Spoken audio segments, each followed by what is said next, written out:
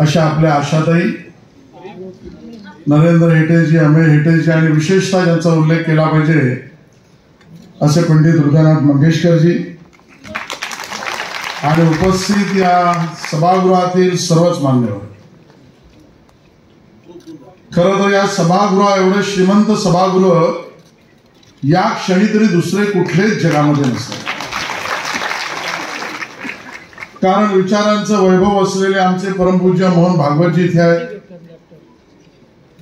आणि स्वरांचं वैभव असलेले आपल्या आशाताई सुद्धा त्यांच्या बरोबर मंचावर या ठिकाणी उपस्थित आहेत. कार्यक्रमही पार्ल्यात होतोय आणि त्यामुळे मंचापासून सभागृहाच्या कानाकोपऱ्यापर्यंतची श्रीमंती अनुभवणारे आपण सगळी लोक इथे आहोत. माझ्यासाठी तर वैयक्तिकरित्या हा अद्वितीय कार्यक्रम यासाठी आहे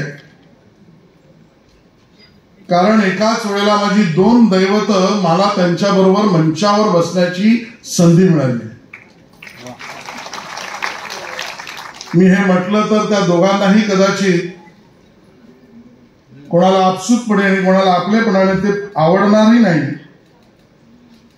पण आमच्या विचारांचं दैवत म्हणजे परमपूज्य मोहनराव भागवतजी यांच्याबरोबर मंचावर बसण्याची संधी मला मिळाली आहे. यापेक्षा मोठी श्रीमंती माझ्या आयुष्यात कुठली असू शकते. आणि स्वरांची देवता आमच्या ताई आशाताई या मंचावर त्या ठिकाणी एकत्रित आहे. यापेक्षा वेगळं सुख या आपल्याला आयुष्यामध्ये असू शकत नाही. वृत्त निवेदिकांनी सांगितलं, सूत्रसंचालकांनी सांगितलं की पुस्तक बनवण्याची कल्पना ज्या पद्धतीने समोर आली त्यामध्ये पहिल्यापासून